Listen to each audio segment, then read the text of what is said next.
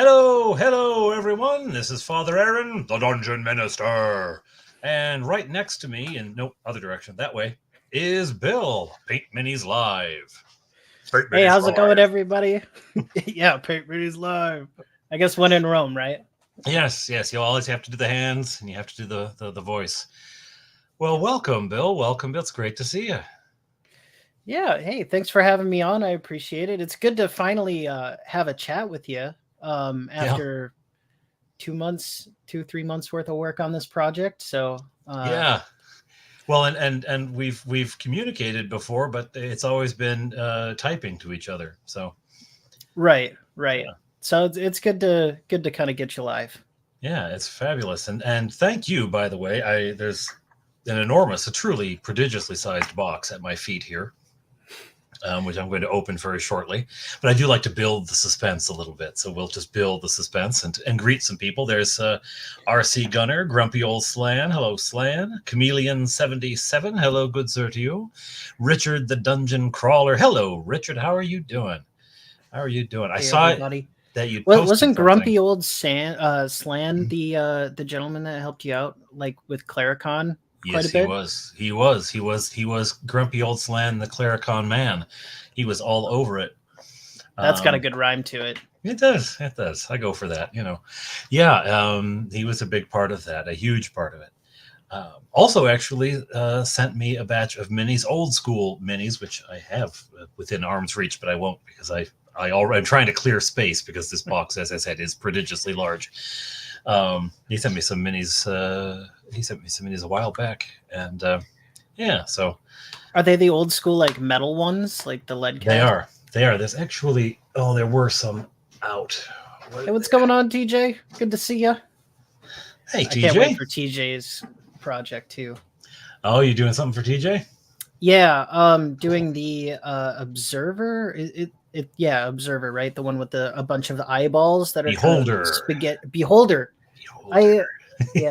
The name always escapes me, but yeah, TJ's Beholder. He approached me, wanted me to do a commission paint job for that. Cool. Which is a Spartan nerd. Hello, Spartan. And howdy, Jack Spartan nerd, friend of mine. Ah, fabulous. Well, any friend of yours is a friend of mine. So there we have it. To give you some background for the folks who are logging on, some time ago, Bill, I can't remember when it was now. You're starting your channel up, and you were working on the dragon for Bill, I think, at that time, or maybe even before you started doing it online. I can't remember. And you talked to me about doing some sort of crossover thing, which, I was like, I love doing crossover stuff. It ended up really just being you doing an enormous amount of work and me just getting toys, which is probably the best crossover ever. But so sometimes it happens that way. I mean, when I first got the bug in my head about this project, I realized that on YouTube, it's kind of hard to flourish if you're just going to start from almost nothing, just day one, trying to get some folks in to see your stuff.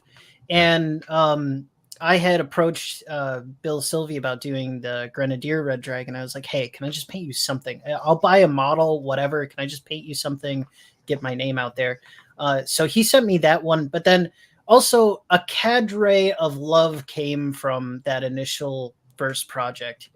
You, Bill Sylvie, RPG Grandma were some big names that were all coming together and saying, hey, check this out. And Tonka Todd, who just joined in. I remember him being on those early chats too. How you doing, Todd? Tonka Todd, the legend as well.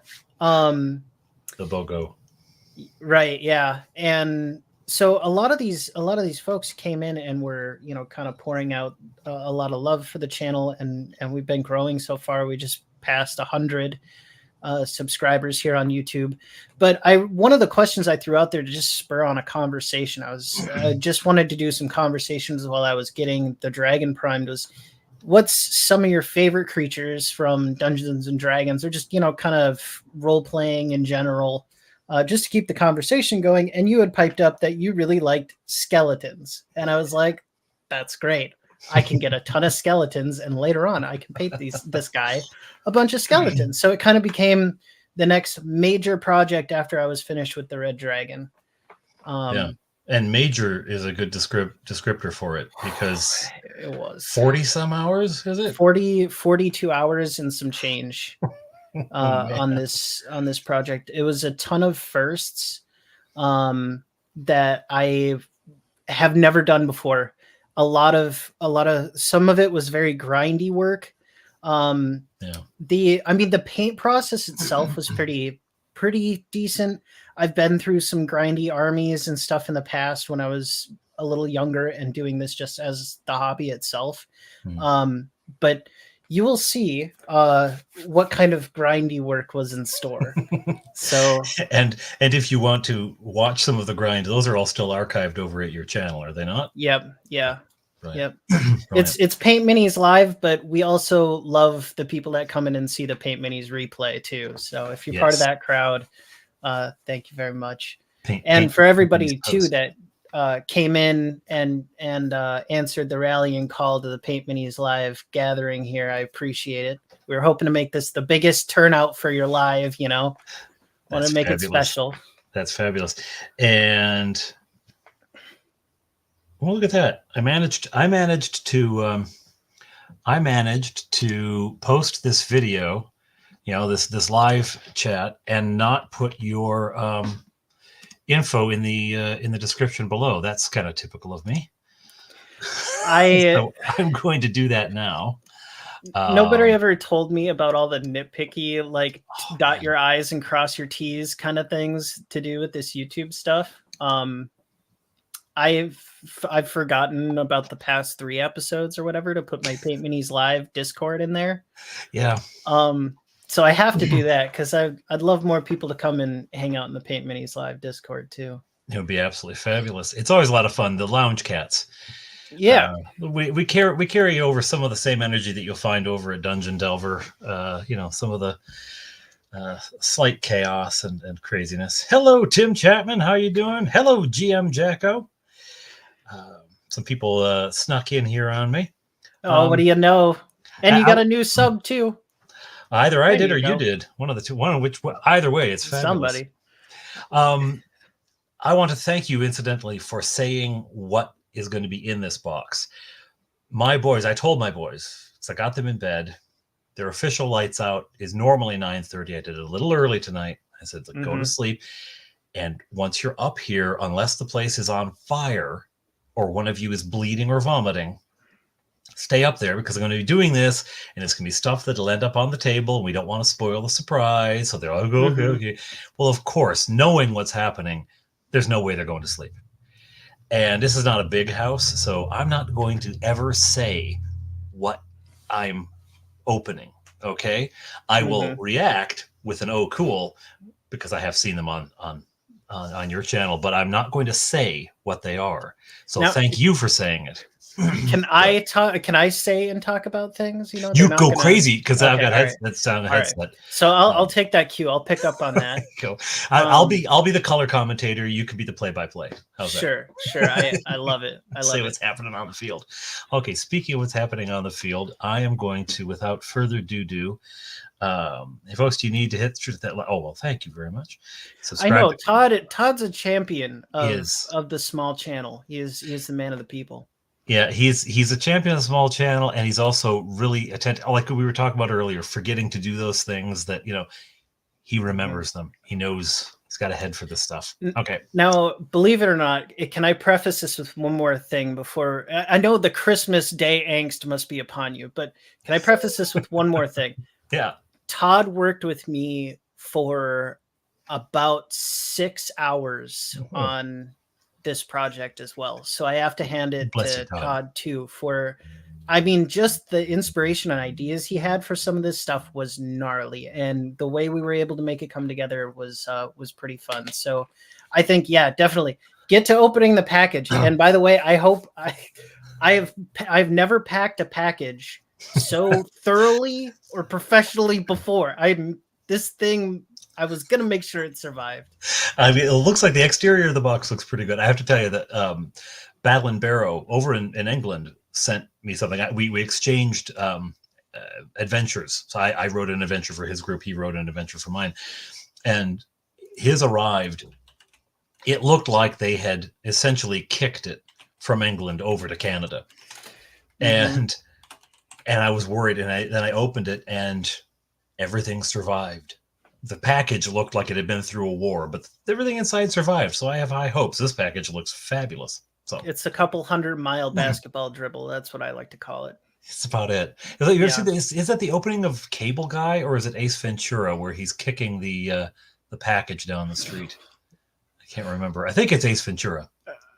Anyway, I'm going to pan down now so that you can actually see what I'm doing, because I'm not what we're looking at today. Okay, I'm going to get this out of the way. I don't need to type anything. All right, and I'm going to have some chocolate, because chocolate is not just for rolling up characters, it's also for opening minis. Oh, very nice. Right. Okay. I'm just as excited as you to open this baby up, man. Good. Pardon me. How do I do this? Oh, that looks good. I'm going to try to make, so you can see more of, I can make you smaller somehow, but I don't know how. There it is. Nice. I want to put the focus on the stuff here. Yeah. So, okay. It's not going to fit under the camera, but I want to show how monumentally huge this box is. I mean, it's massive. Okay.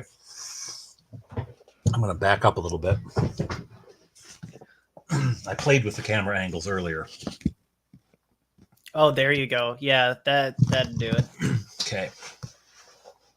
Now, this would be just when I forgot my knife. It is Ace Ventura. Thank you, Spartan Nerd. What would a Spartan Nerd be? Actually, this is Sparta, and then kick you into a hole. Yeah, he's really into the Halo series of video games. Cool. That's his jam. I think it'd be that, or it could be someone from, is it Michigan State or Michigan? I can't remember. Oh, yeah. He's actually my coworker and dear friend. Fabu. Yeah. Okay. There we go. A nerd's nerd. How you doing, a nerd's nerd? How you doing, nerd's nerd? RC Gunner, everyone needs chocolate. As well. Oh, Chameleon. Foam! I've always wanted foam. Well, you got a bunch of offcuts in the bottom too, so for your crafting. You mentioned that. This stuff is nice and squishy. Oh dear. Oh, this is what happened there, I wonder. I don't know what happened there. Well, explosion happened there. This is more than just minis here, my friend. Oh yeah. Oh my heavens. Well, I did. But you'll have to put the set together, I guess. Oh my heavens, these are very cool. Oh wow, Bill. So there's two sets in there, because I was at the game store and they always treat me really nice. I couldn't decide which one, but I was like, yeah, there should definitely be a really cool one for the general, and then like another set for just the army as they slaughter. So when rolling for when rolling with for the various characters. Oh my heavens! Thank you. This is fabulous. Yeah, they have all of them have, I think, a Grim Reaper kind of embossed theme to them. So cool. I'm gonna find. Well, the D20 is generally the flagship one. I think they did get mixed out here. I'll have to sort them out later. So I'm gonna get this as close to the mic as I can, or the mic, the camera as I can. I don't think it's gonna. I'll try to block the back. If it sits on my hand, maybe it'll. Oh, which way am I going? There you go. No, they're not really gonna. Probably not going to focus too well.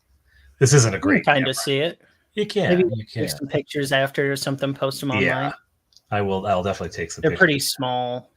No, they're not. They're chonky. They're nice and chonky sized actually, but for the camera, getting that close. This is not a high quality camera. Not a high quality camera. Thank you so much. Wow, those are fabulous. Those are fabulous.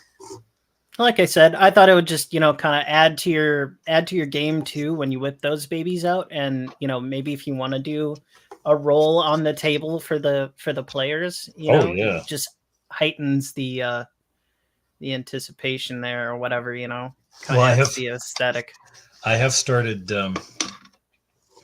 rolling everything in front of the screen except the things that have to be hidden. Right. So that will be an intimidating moment when I break that out. I'm actually going to see if I can get it to roll without. Let's see what I roll here. It was kind of a sad roll, but I rolled it. Well, I rolled a 1, or is that a 7? That's a 7. I rolled a 7. That's not an auspicious beginning, but you know what? Get it out of the system. I think you're gonna find that a nat 1 roll is kind of a theme with some of the stuff in here. Uh-oh. Uh-oh. There's another box here. Look at this box. So this is this is 100% custom. All of this is done on a laser. It's engraved as well with the name of your character guy, you want to call him. Yes. And then Avaloc. The sword's made out of all the dice. Yes, it is. Yeah. Avaloc, bringer of harbinger of death, and Avaloc. And I don't know if I'm pronouncing it right, but I don't care because I'm not actually speaking to Icelandic people. Is Icelandic for death. So pretty cool. It was professionally packaged, eh? Oh. Should I save him for the grand finale? I would say do him first. Do him first. Okay. Yeah, do him first. So this is the general, the leader. And TJ, you know what? Nobody brought their dice for blessing. Nobody asked me to bless the dice at con. Well, when you hold the next one, I'll bring some dice to get blessed. There you go. So, you should just get a bag of, just have a bag or whatever to put all the people that want to put their dice in there, put them in little baggies to get a blessing or something. But yeah, this is Avaloc, the general, I guess, of the army here. This has got its own custom insert, and heavens, look at this. The inserts are laser cut on this guy. Father Aaron, you'll have to when you get him fully assembled, the idea here is that this is this foam especially is laminated in such a way where you can cut into it with I actually brought my hobby knife up here. You can get a little X-Acto knife or a hobby knife. Right. And you can cut into that and then peel back the layers. Cool. Kind of like for tools in a toolbox, but that way when you get his lance in there, you can actually have it so that it's a flush fit. Kind of very cool deal. I can get rid of any of the background there. This. Why am I not getting any light? This is fabulous. Look at this guy. Look at that guy. I wish I could get. You know what I can try? If I say, don't look at anything else, I can even put my hand through that little hole. It was totally intentional. Yeah, that's why you put it there. There he is. I can't see the screen now, though. But anyway. Yeah, it's a pretty good picture. Does it work? Okay. But yeah, it's a skeleton lord guy mounted on a horse. In all his glory. Kind of did a dark theme with all of these. Very, very cool. This is awesome, Bill. This is awesome. I'm putting up with the camera, but I'm going to hold them up for myself right now. Yeah, definitely. That is very cool. Come on, focus on it. This camera's is never going to do that. It's just a cheapo webcam. So it's that's all right. It's never going to do that. That is fabulous, though. That is so cool. And then his lance here. I remember you saying that if you tried to glue that, it would definitely. Well, yeah. So you'll have to cut the bit of the sprue off of there and just mount him. He's just a very that lance makes him very imposing. Is that the word? Yeah. Yeah. It gives its height and everything. Yeah. Mm-hmm. And like I said, Cool. you can cut that to form fit the rest of that lance in the box, but I wanted to have you do that, on location there. Right. Well, it's less likely to end up broken on the way, Mm-hmm. as you said. Yeah. Very cool. That is awesome. And he's got his own box. I will upload pics later, GM Jacko. I really will. Everything in here has been coated with matte varnish, including the box to protect the engraving and stuff. So I mean, because minis are meant to be handled, so yeah, they've got a finish on them too. You might want to, if after a long periods of play, months and months or years and years down the line, you may have to redo that at some point on them, but it usually will last for quite a few years. Got to protect it from all the Cheetos and whatnot. Mm-hmm. We don't actually eat Cheetos while playing. But so now you'll have to get under there, which I cut some holes in so that it could kind of get some air. But yeah, it's coming. No worries. This is going to end up in my face, so you'll all see what's in there before I do. This was the biggest part of the build right here. Holy cow! This is the another custom made box. This is the Paint Minis Live box of holding. You'll have to kind of just get under it. Got it. All of this is custom painted. Now it's not printed on there. This is like I literally painted that. You painted this. Yeah. That is fabulous. So the like just this is going to scare the players. I wanted it to be pretty intimidating. That's really for sure.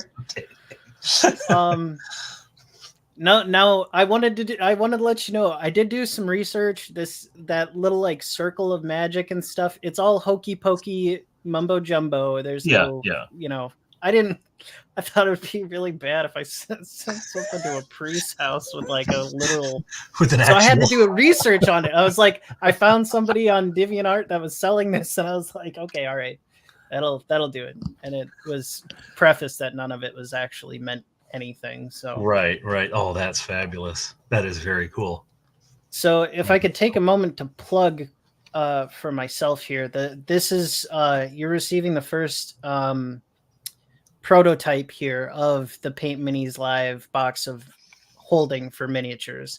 I'm hoping to by next year sell these as kind of a collector's piece, not necessarily the Horde of the Damned themed, but for maybe doing like one with a nautical theme to it, one with like kind of Fire and Inferno deal. But I'm going to come up with some ideas and I'll be producing them throughout this next year for sale kind of around the holiday season next year. And I'm hoping to put one out a month. So somewhere between 8 and 12 units that'll be available for sale. I haven't totally nailed down the price point, but I'm thinking somewhere around 100 to 120 per box, just because they take a lot of time and they're custom built. Right. You'll see some more interesting stuff inside of there too. I will say you're gonna want to kind of use two fingers. It's indented on one side, same drawer mechanism. But you're going to want to use two fingers and to kind of get that out of there. It is a very tight fit. Okay. So don't be afraid. I don't think I haven't busted it. So sliding it back and forth, but it's a very airtight fit. It is. You might want to maybe drill a hole in the back of the box, but I may have to do that tonight. I just ran out of time. So. Oh, there it goes. Okay, there it goes. So here's the main force of the Horde here, coming at you.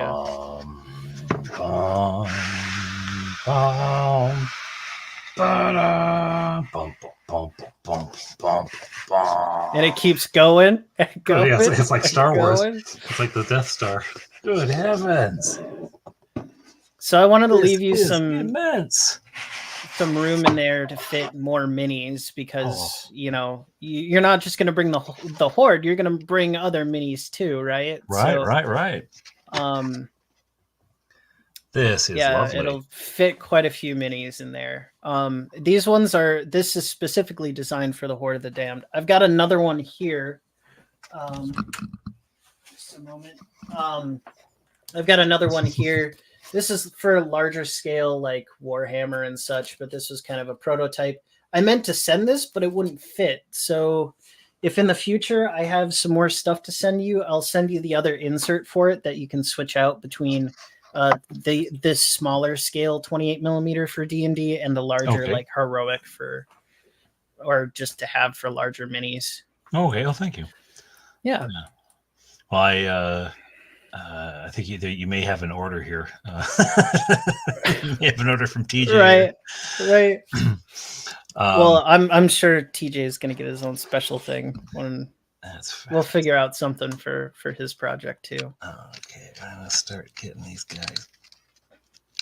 Now, tell us about the base, because that's not a purchased base there.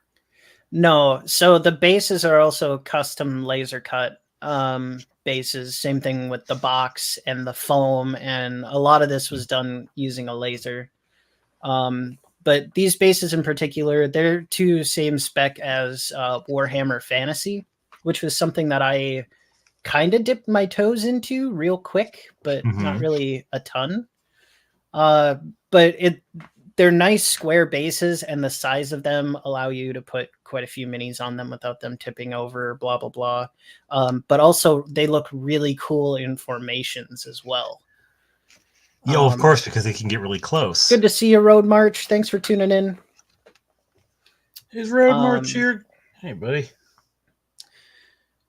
So, yeah, those bases were custom. You can tell the command staff apart from the regular line infantry too, because I took a pen and I put a C on the bottom of it, just for ease of access. Get over here, soldier. Turn over. Let me look at you. Okay, right. You're in the command staff.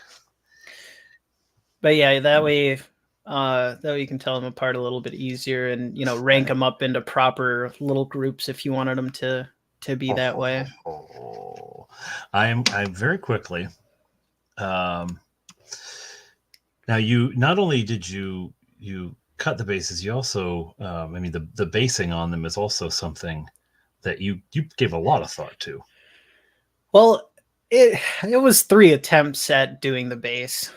It's kind of silly. I started off, I had used Vallejo Crackle Medium in the past to some good effect doing bases that were it was a single color on the bottom. So like if you were doing lava, you do red on the bottom and then add this crackled medium on top of it.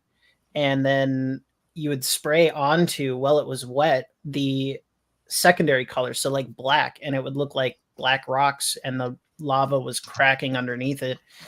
And that really didn't work out. I had 2 live streams of just trying to get that to work, and I couldn't remember what kind of formulas I had used in the past. It was forgotten to time. There was a stint there between, a couple years that I really wasn't painting, and I lost a decent amount of knowledge from that. But the bases now, they're just I wanted kind of like this ash effect going on, and then I also wanted it to be kind of like a very dead landscaped color on it. So I went with kind of a brown and then a more lighter color so that it would be kind of that arid wasteland kind of effect, like they're walking through a through a village they had pillaged or something. Gotcha. Share screen. I'm gonna try this.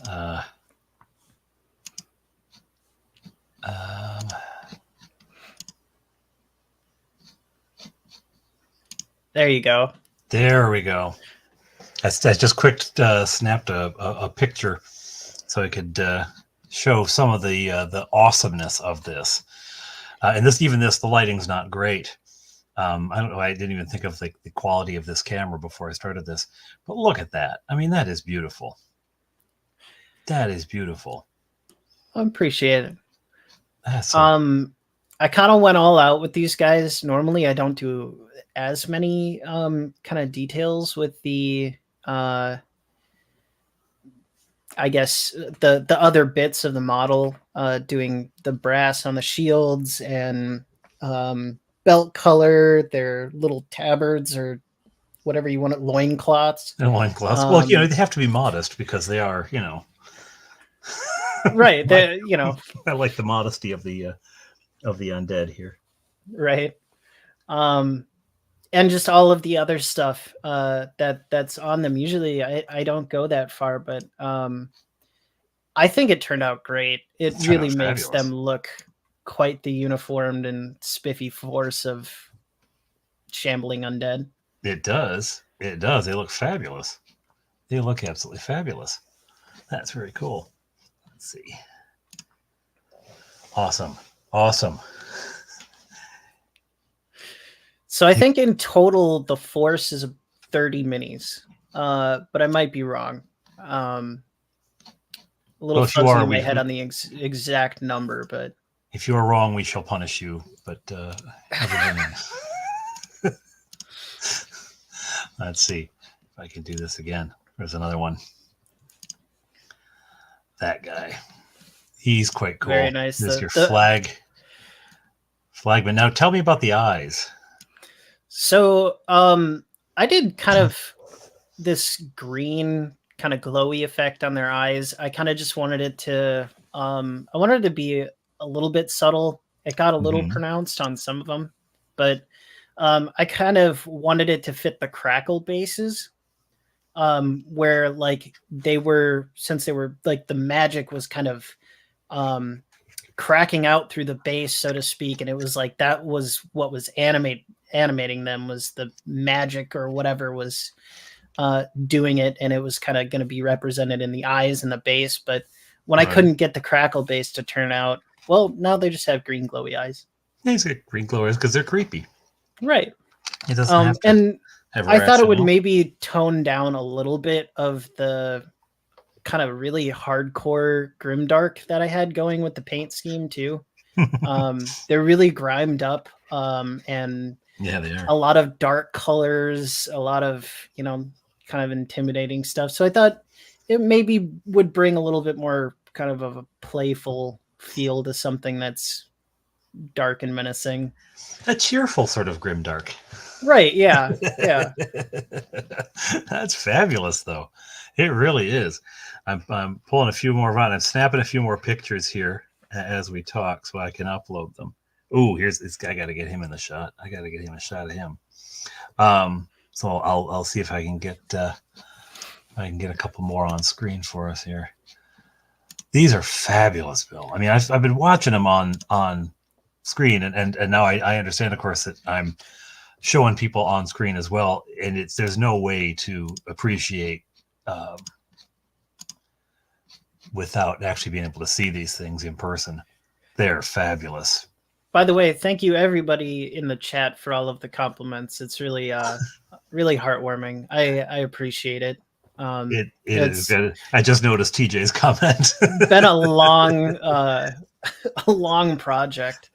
Well, this is I mean, it is fabulous. I mean, every bit of the work is showing up here. These guys look absolutely amazing.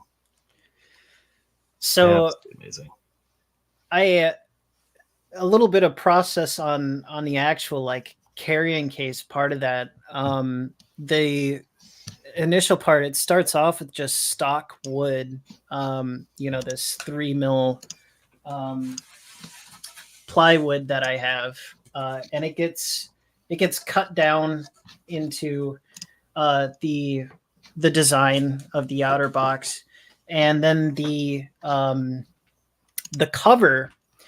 I had to buy a special roll of the largest masking tape you have ever seen in your life. This is 12-inch wide, 3M masking tape. It's just like the stuff Whoa. you buy at the store, but it's 12 inches wide. Well, it's like it was like before they cut it. Yeah, exactly. It's a specialty cut off the roll of tape, which was actually kind of hard to track down, but I ended up finding some, and I mask the piece out, and then I put it on the laser, and then I run just enough power over it so that it will take the tape off and leave the wood underneath. Holy cow. And then you gotta paint it and weed out all of the negative, like it's a negative picture, to get that kind of detail out of it. Oh man. Which took me, I think I was up till 3 a.m. one night. Oh Bill. It was like Bill. 9 hours. Oh, Hey, Miss Bella Games, good to see you. Wave of Mutilation. Hello, Bella. Mike Hello, Dimart. Wave. They have been released. Run, you fools. Hey, Mike. Good to see you. And Cal's here.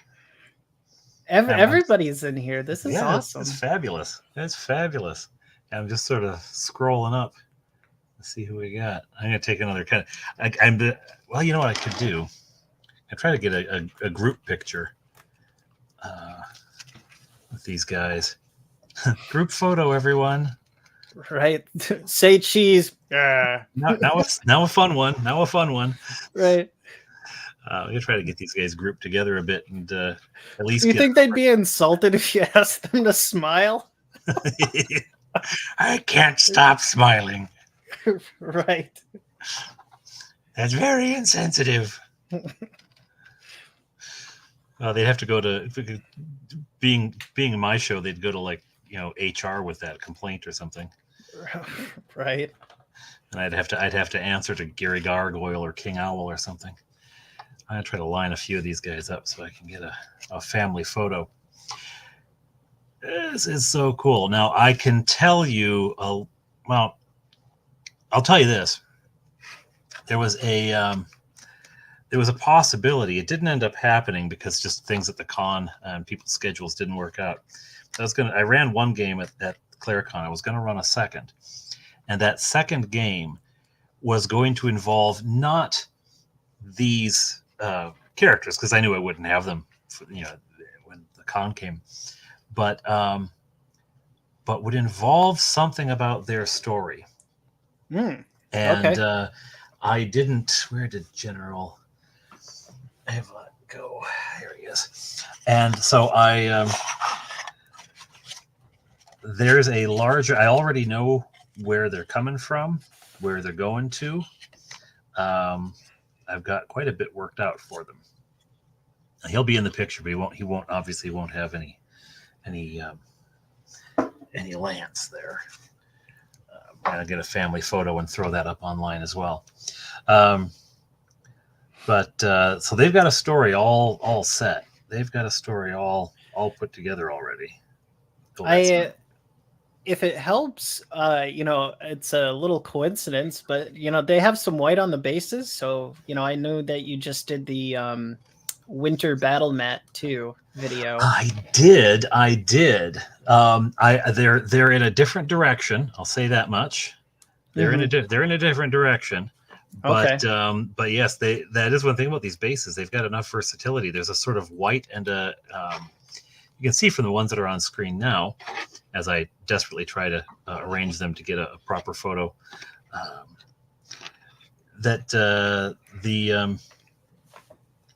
you can see from the ones on screen now, though, that they have a white and brown. So they're all weather. They're all weather soldiers. Maybe I do this. Set that there. Just trying to block the light from behind so we're not getting this wretched backlight. Okay, smile, everyone. There we go. Okay, I'll throw that on, and we'll take some better pictures and upload them in a little bit, so that people can get a view of some of the details, because the details are astonishing. They are really good. Well, thanks. I Extremely. appreciate that. Oh, well, you appreciate. I've got a whole box of awesome minis. You talk about appreciate. These are fabulous. I cannot thank you enough. I mean, the level of work here, Bill. I mean, quite apart from the workmanship and the skill that are evident in the making of this. Quite apart from that, but just the amount of time and work that goes into it. Here's a family photo. Nice. There you go. It is just astonishing. Well, coming from one person that's, you know, kind of doing the YouTube thing to another, you know, I know that it takes a lot of behind the scenes to do what you do, and it takes a lot behind the scenes to do what I do too. And I look forward to every episode that comes out of the Dungeon Minister. You know, I call it my shoe kicker show. You know, it's the one that I can't wait to get home and kick my shoes off and watch. So I appreciate what you do, and this is one way that I hope to put a little Paint Minis Live signature into your show, and to show my support and gratitude for putting this out there, because it's nice. It's wholehearted, just good, clean fun. And who doesn't like that, you know? Well, thank you. I do enjoy it. It is, you know what? It is a real joy, partly because it's coming from something that I love to do with my kids, right? You know, and the other thing that's made it so much of a joy is the people, the people that I meet through it. You know, right? I have you know, talked to people from anywhere from Argentina to Australia, New Zealand, Malta, all over the world. It's quite lovely. Look at people in Finland, you know, just a lovely thing to, you know, to have this sort of connectivity, this connection, and yeah. Oh, bless you, Richard the Dungeon Crawler. Hey, thanks, Richard. Awesome. Thank you. That's very kind of you. Comfort food. That is precisely, RC Gunner. That is precisely what my hope is really, and to, you know, because I want it to be funny, you know, but also to be something that is familiar. I've always kept in mind that kids may be part of it, you know. Mm-hmm. Yeah. Yeah. I will just blatantly right out there to everybody. Paint Minis is an adult centric show.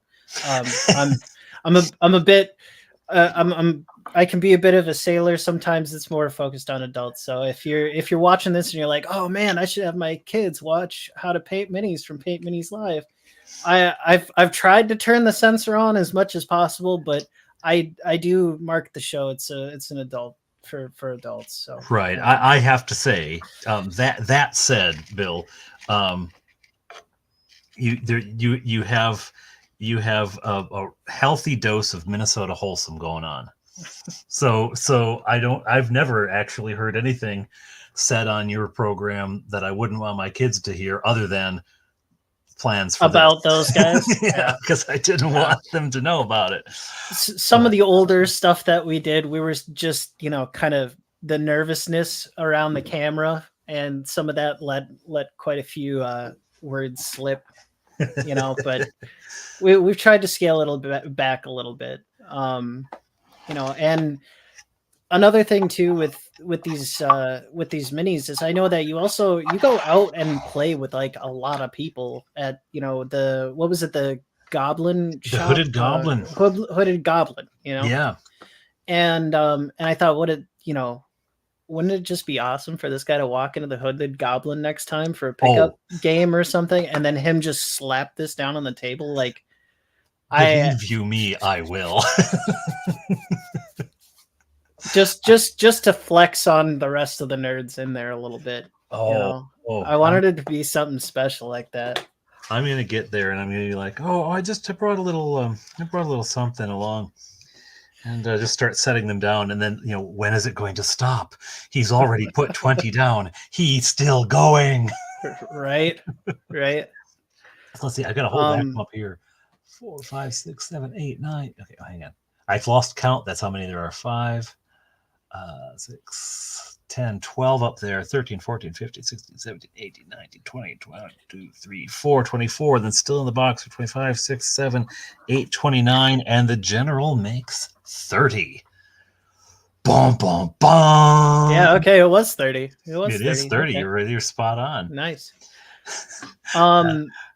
Now, on the subject of swearing, RC Gunner nails it there.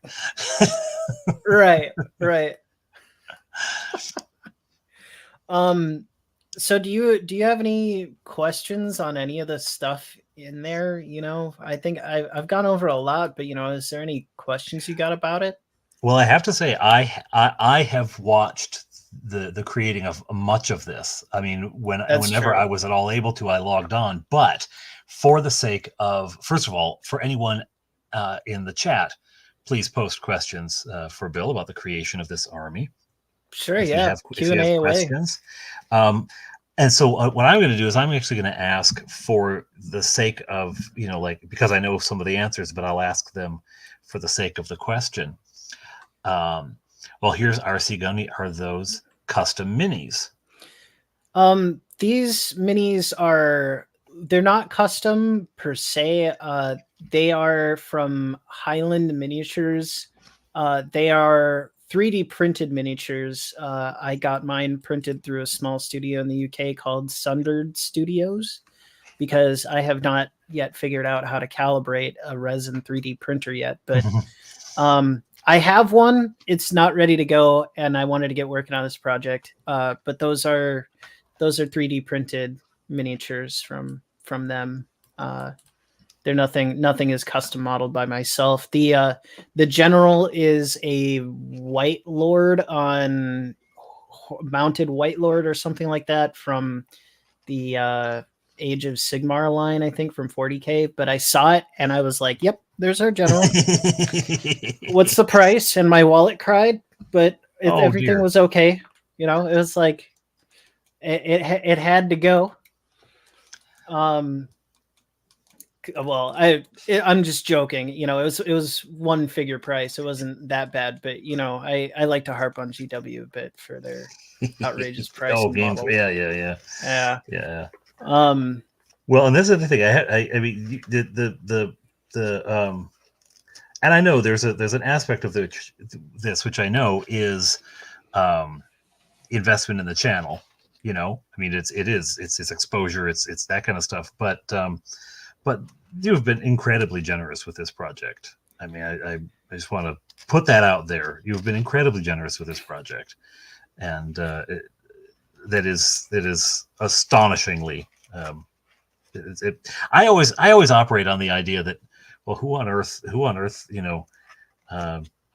is going to, offer me anything, and so when people do, I get a little stunned. So this looks like there's a couple questions for you there, Dungeon Minister, in here. Let's see. Todd would like to know, when Bargle attacked this horde at the ice cream shop celebrating a win, what flavor of ice cream was ordered? Well, Bargle would always let's see, he would always order, what's the most evil ice cream flavor? Baby's brains or something? No, he would order something. So like rum raisin? Yeah. No, you know what? It would be something so innocuous like butter pecan. Like butter pecan. Yeah. I did see earlier, Slan was there asking how much time it all took. And you gave a time of 42 hours. Now, was that Yeah. Was that for the minis or the minis and the case? That was the minis was like 30 and some change, somewhere in there. 30 Right. hours and some change, and then the box was an extra. You do the math. Yeah. I'm not great at math, but yeah, it's some extra hours on there. So 42 in total, about 30 worth of streaming for the project. And that's kind of where I'm getting the number from. Road March says, where would you buy army builder sets if you wanted to start an army? Well, I guess that would kind of depend on, if you're looking to war game with it, or if you're looking to, do something like this. This is more of a narrative army, so to speak, less of a wargaming thing. So that, let me know what you're thinking. Oh, butter pecan with marshmallow whip. Ooh. Oh, someone else disagrees. TJ says strawberry. There you go. So what, if your price point stays in the rough ballpark of what you're considering, then you got a customer. All right. Well, thanks, GM Jack. I appreciate that. And I'll look forward to, I'll make sure the Dungeon Minister knows when we're about to launch the first wave of that next holiday season here. Thank you for being here, Tonka Todd, a big supporter as always. Thanks. Tonka. I can't thank you enough. Tonka is a much sought out speaker on online on a variety of topics. He is a kick, man. Yes. He is great, people. He absolutely is. So okay, so yeah. Road March is asking on the cheap for games in D&D. Honestly, yeah, I would say Cal would know. Cal is the miniature king at a whopping collection of 15,000 28 millimeter scale models. That's just the 28 millimeter scale, guys. Right. Which I'm actually working on a project for Cal, which is why this needed to get out, because I've got about 20 or so models from Cal to paint up for his collection. But yeah, I'd say Warlord Games is pretty good. They have some really good stuff.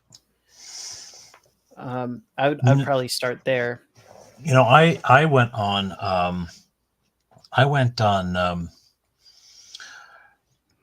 Road March. I don't know. How did you get through the 90s? I mean, it was all wall to wall.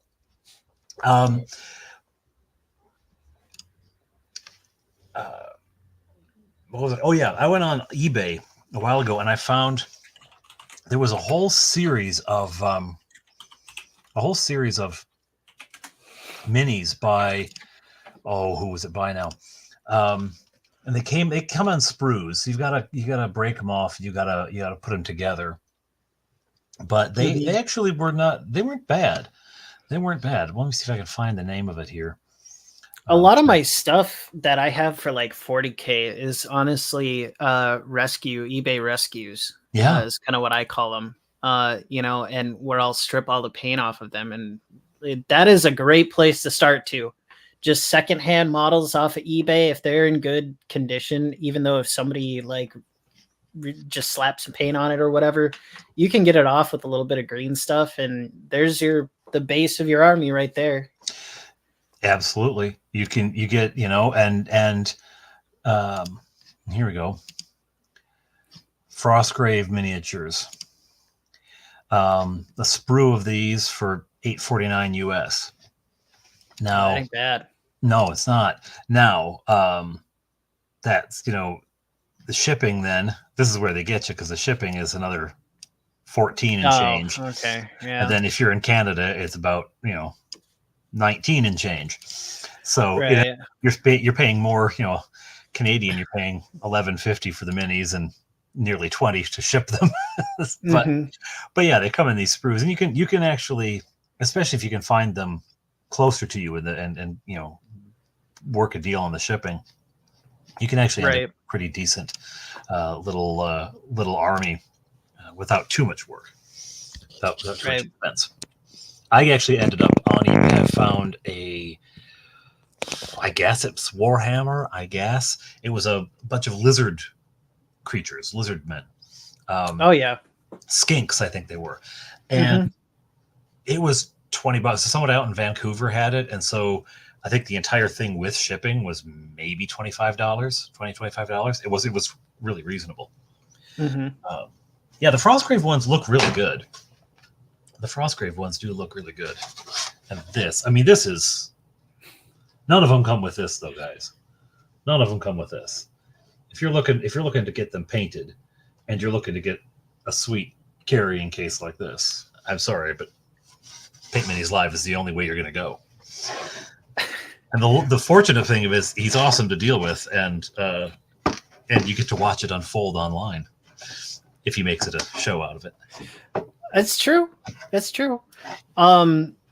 Yeah, the cases that are going to be for sale next year, they're going to be empty. But if you do want to talk about some stuff for commission, I'm kind of starting to think that it might be the way to go, just because it's one heck of a classy way to bring back, to ship back a mini. And judging by all of them I was so worried that all of their spears or whatever just be broken at the haft and really hard to put back together. It looks like they shipped just fine. Not a one of them is broken. Not a one of them's broken. They're fine in there. Yeah. Well, part of it, of course, is that they were, I'm sure they got jostled around, but they're so light, so that they hit the side. It wasn't going to be a big deal. Right. Knickknack95 asks, how would you feel about using paper minis? I have played in a game. I haven't DM'd a game, but I've played in a game with paper minis, the Order of the Stick. The sort of cartoonish looking ones. They're adorable is what they are. But Mage's Musings uses those. And you know what? It's something to mark where your character is on the board. And actually, he recently uploaded a video of the last game I played with him, and the little paper thing he had for one of my characters actually looked a bit like me. It was kind of scary. I mean, that does beg the question, if it has that versatility of, you could Photoshop somebody's face like right on that. Yeah. And that's kind of a cool thing about flat minis. I personally like flat minis for like a lot of like board games and stuff. I don't know why, but it just gives me that nostalgia feel for some reason. I really like that. I love my regular minis too, but those flat cardboard ones, man, they get me going. There's a certain nostalgia. Oh, I just see I just saw that Wolf's Brigade popped in to say hi. I hope I catch him before he pops out again. Hello, Wolf. I was fussing around with minis. PML for all your exclusive mini painting needs. Indeed. Right. So when are you thinking these guys are going to take the field? Is there any? Well, let's just preface this off with saying, like, what can you share with us, I should say, without spoiling the details. So at this point, it's all player led. So I mentioned earlier, Battle and Barrow sent an adventure, and I sent one to him. We still haven't played it because I established where it would be, and then the players went the other direction. They just headed off away from it. Yeah. They got a bee in their bonnet about going up north here. Hey, Wolf. Yes, bedtime beckons. I hear you, buddy. I hear you. But he said, that they just they got a bee in their bonnet about going up to meet Skane and fight Morag. This is the giant and the dragon in my campaign. They're going to go up and do that. And all right, so off they went, and now we're in that world. Now we're chasing around up there. So I never did get around to Battle and Barrow saying, I will. It'll happen. Kevin, if you watch this later, it will happen. So the short answer is it'll kind of depend on what the players do and where they decide to go. But I can tell you they don't have to go terribly far. Um, and there's a there's a definite tie-in with some other things that have, in fact, actually, you will get a hint. The episode, the game that was played at Claricon that I DM'd there, I've recorded the first portion of my recap of it. It turns out to be rather a long recap, partly because there were so many players. There were 10 players. There's a lot of characters just to introduce and track. But once that comes out, you'll get a sense of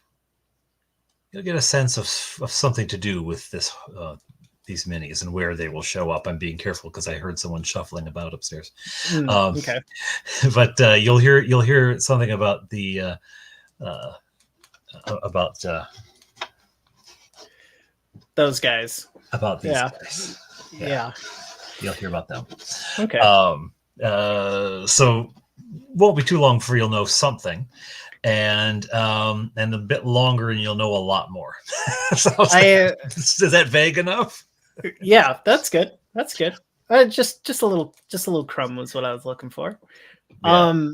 I have to admit that I've been, since I've been watching your channel, I've also been, between you, RPG Grandma, a lot of the other like YouTubers in the space, I've been learning a lot more on like this whole how to run a game, because I've started running a game for my younger cousin and a bunch of her friends, and they're all like in high school. So it's a wonderful time to kind of get them into this, and they're absolutely loving it. But the biggest takeaway that I find from your style of doing this whole Dungeons and Dragons thing, I love the fact that there could be a tie-in anywhere, and it somehow it all just works, but there's always this little but why part.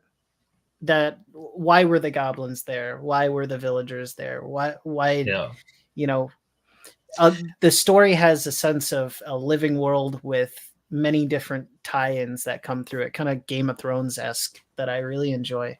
Well, thank you. I always like leaving open the possibility that an otherwise right off, blow through kind of situation will end up being a serious component of the campaign. Like it'll actually end up really mattering.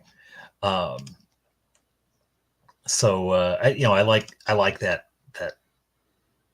I just like the fact that the world is so open that you can go into a village and maybe you go in and out of the village and you never come back to it. But maybe it's a cursed village. Maybe the head person in the village is actually a wizard, or is actually an evil cleric or something. The potential that this could open a whole new chapter. And if sometimes the players dictate it, and this is the big thing, listen to what they say. And if they get suspicious of somebody, make it a bad guy.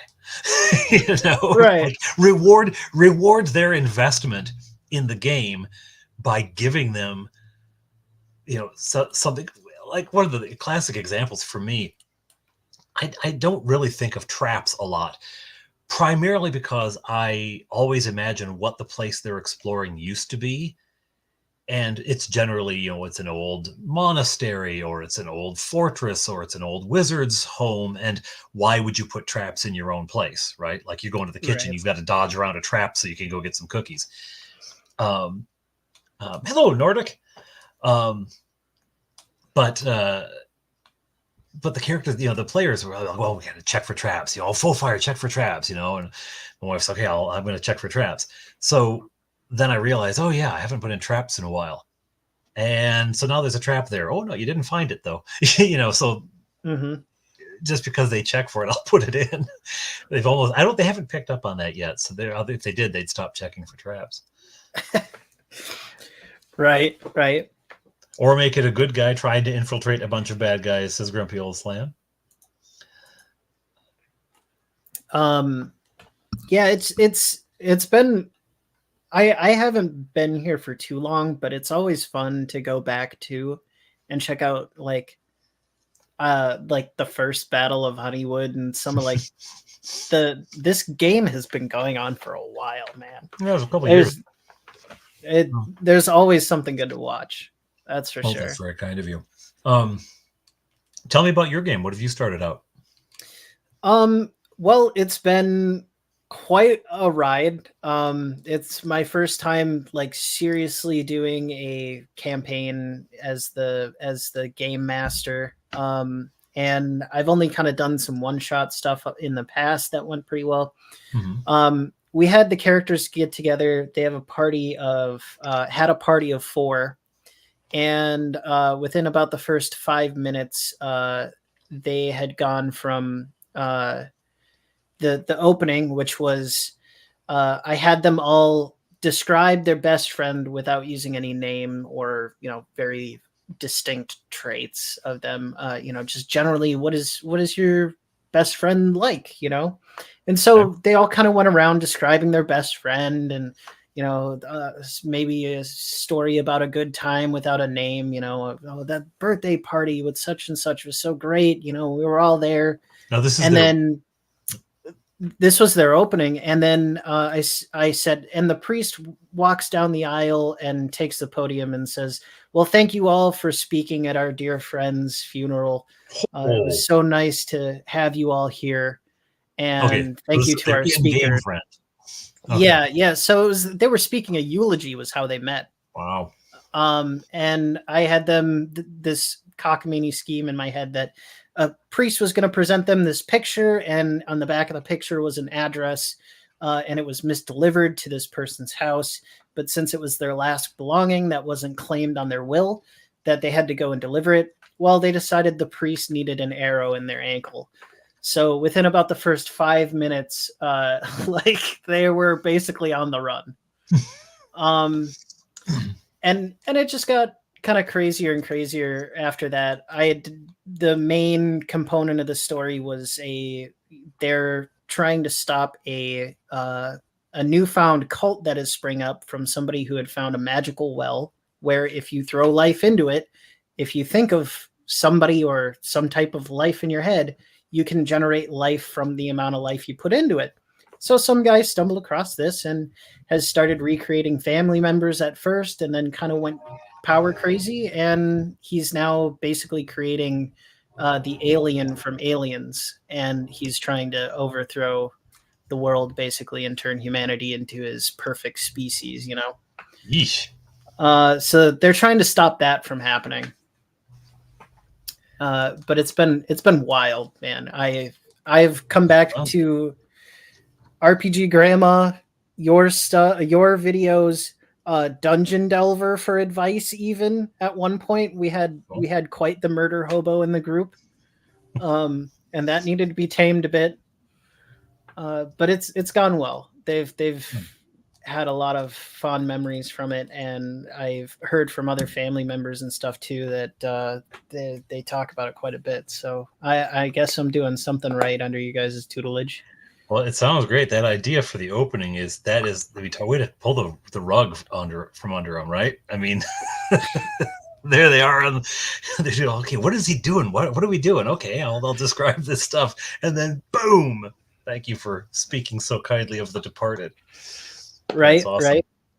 And I just wanted to see a quick here. Hello, Sean. Hello, John. Hello, Shadow. I'm catching people. Oh, Shadow and Sons interview with a Nerd's Nerd was epic. Shout out to Shadow and Sons. Shadow and Sons, good people.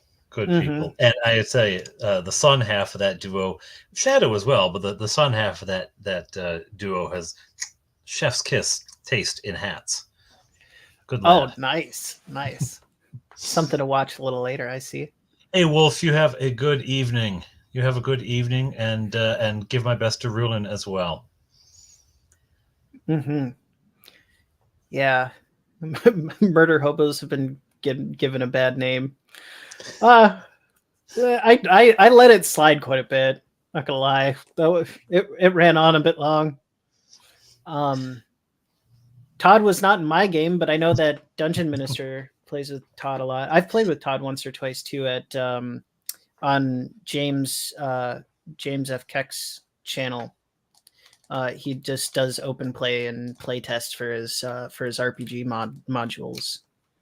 So I've played with him there a couple times. Cool. Yeah, Todd and I were in. It started as a Gamma World game. Actually, Todd joined it a bit later, and it's now become a Simple Sixes game with James. There you go. Mr. Keck. Wow, the comments are really rolling in. Hello, waving back, Rulin. Rulin, incidentally, is the lovely lady who is the genesis of the Dice Head bust, Dungeon Master bust. I took that. Nice. I wonder if he's still there. I should quickly say I took that to the Hooded Goblin the other night. I was going straight from work, which is where I film or record, and so I took it along with me to the Goblin and set it on the table. And they were all duly impressed, especially when I opened the head to get my dice out, which was awesome. It's very cool. That bust is really cool. What is it made out of? Because I look at that thing and I'm like, that looks hand sculpted. It is 3D printed. Really? 3D yeah. You have to look. I mean, you have to look really close to see the little lines, where it gets printed. But yeah, it is 3D printed. It's a beautiful piece. Cool. Beautiful piece. I can run through some of these while I'm here. Minister. Minister. Oh, that's good, Slan. Ding dang. Yeah, the Minister. Yeah, it's quite good. I think the brass color scheme really worked out on these guys. It does. So that's one thing, especially in real life. When you do take a look at it. It is, yeah. It has a just shiny enough to say I'm metal, but dull enough to say I have been through hell and back. Can you actually say a bit, because you played around with the color scheme a bit on the metal. Mm-hmm. You were testing out things. Is there something that led you to the brass sort of bronze look? Well, actually, it was. I believe I just kind of tossed it out on stream, which I'll do quite often. There's, I'll ask, hey, what do you guys think about, a purple hat on this guy? Like, I'm thinking a purple hat, but, I'm looking at it and, what do you guys think? Purple, blue, what's going on? And so a lot of people said, a dark color would be good. Was Todd in your game? No, Todd was not in the game. Yeah, so a lot of people were saying like, yeah, go, a darker metallic. I was kind of thinking the conventional silver kind of thing and just making it go from there. Just kind of classical paint scheme for him. But then somebody mentioned trying like a bronze or a brass, and that really stuck. And I remember you sent me after the sketch comedy thing about the brass worker losing his job. Yes, no, brass was coming in. Bronze was coming in. That's what it was. Bronze was coming in, and the stone chipper. The stone chipper was going to lose his job because he didn't need to chip bronze. And the other guy who tied the stone arrowheads onto the sticks, he was like, "Well, they still need to be tied to sticks." Oh, absolutely, cracking. Yes, Nordic, it is snowing here, lightly, but enough to accumulate, at least for now. I think it'll probably melt tomorrow, but it's enough to accumulate. I just came from Vermilion, actually, and there was quite a bit that went through there. Last night I was watching all of the snow sweep across the lake. It was really pretty. Not a lot of lights, not a lot of people up there. Probably, I don't know, maybe an hour or two south from your border. They're from Canada there. You're probably further north than we are, because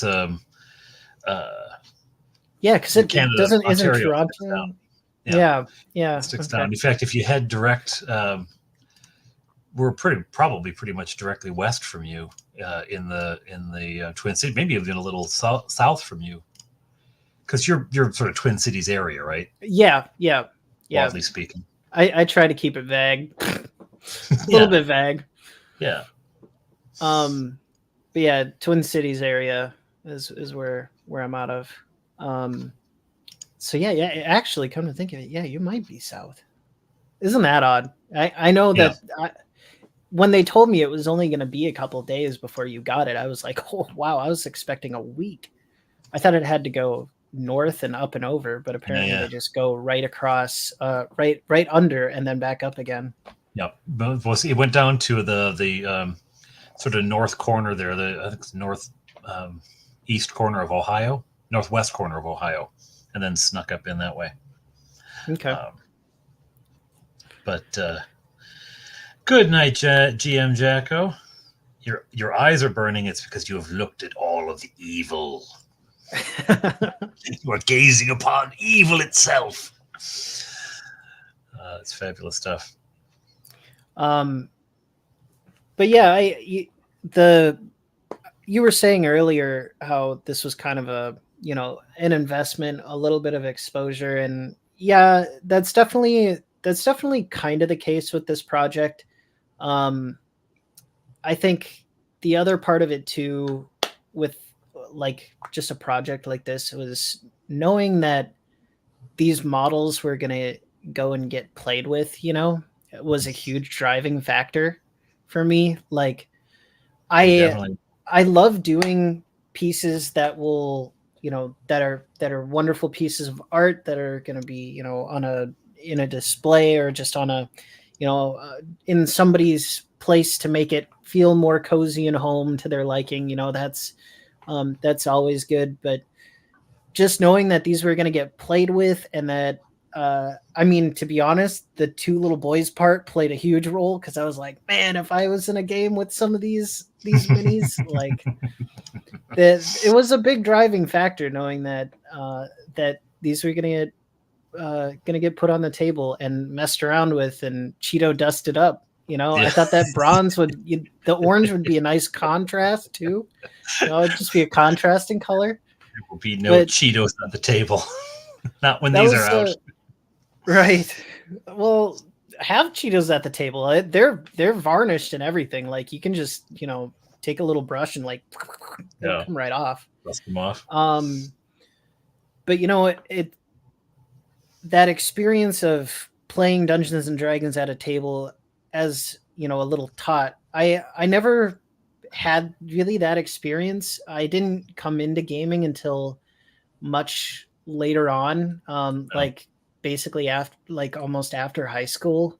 So, this was kind of a little homage to little me too. That was like, I kind of wanted to send that back in time, and it was really fun making it through that lens too, of somebody that would be viewing this on the tabletop.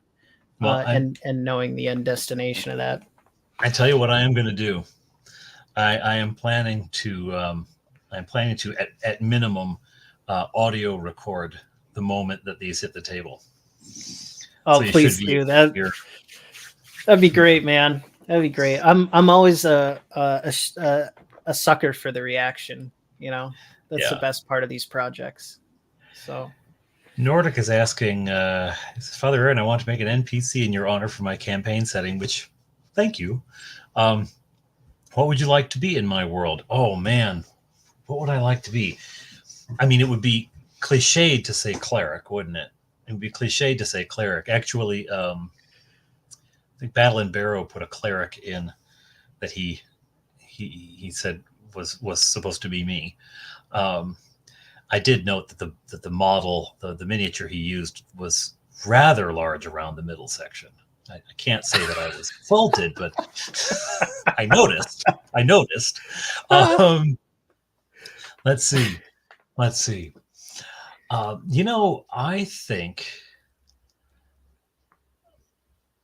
I think some slightly daft minor official, like the reeve of a very small village, or the assistant sheriff, or something along that lines might be funny. It'd probably be about where I go. make up So some kind of how people who change light bulbs, they call themselves some fancy title like electrical illumination technician or something like that. Give him a silly title like that. second assistant to the the chief of empty ale keg distribution or something. Good night, John. Nice. So hey, I wanted to mention too, if you need any voiceover work done for your videos, let me know. Oh, Shout out. Don't worry, you're on the list now. I had a past life in audio production. Well, that shows in some of your work. I have to say, if you want to go a place that's just kind of rat catcher, thanks, DJ. The Duke's primary advisor, that'd be fabulous. That or his jester, one of the two. Nice. But folks, if you aren't subscribed already, if you haven't checked out Paint Minis Live, if you want to go someplace that is a fun hangout in the chat, lots of cool people to talk to, but also just has a very chill vibe and you can kind of relax too. He usually has some music playing, just loud enough that you can go with it, but not to overwhelm the his talking and any of that kind of thing. It's a lovely kind of chill groove that he's got going on over at PML. It's a community commons area of the painter's corner, It is. Yeah. John is going to be reading some Tolkien. That's good stuff. How many folks showed up tonight there, Dungeon Minister? I think we topped out around 22, 23, something like that. We're at 19 now. Yeah, that was good. Nice. It was good. It was very good. Now the 10 o'clock. The 10 o'clock is sending a lot of people to bed, which I don't blame anybody for. But any earlier, and the three amigos would have been in on everything. So, oh, for sure, it. I'm sure we would have seen some little eyes poking around the corner and such. So coming on screen. But they. I haven't heard any noise for a little while now. Now I want to say, opening this today, because of course I got this. The tracking said it was arriving Thursday, but it showed up Wednesday. So I've had it for a few days, not a long, long time. But I got to tell you something. To open this today is extra cool because tomorrow is actually my birthday. Oh, so really? I'm considering this like an early sort of birthday. Well, there you go. Yeah. Totally intended. That's that. Sure, of course, because who knew? Well, happy birthday tomorrow. Like that's big. Thank you very much. I'm 51, which it's kind of annoying because it's not a nice round number. Like 50 was good. It was like, there, I can die now. I've come to a milestone. So I've got to live at least 4 more years. 4 more years. Oh, thanks everyone for the birthday. I mean, I did when and announced it, no, really, that's enough. But thank you. Thank you for the I'm sure you're going to get a ton of them too. The next video you post, you're going to get a ton of them. Everybody spread the word. We'll make this, we'll make this a fuss for them. You are now 3 teenagers. 3 times 17 is 50. Thanks for that, Grumpy. That's helpful. That's helpful. Thanks. I'm getting close to having 3 because Bob Johnny, not close, I guess. It's a little ways off, but Bob Johnny turns 9 in December 19th. So don't look a day over 30. Wow, Nick Nack, you're this is a bad camera then. This is really a bad camera if you think that, Nick Nack. God bless you.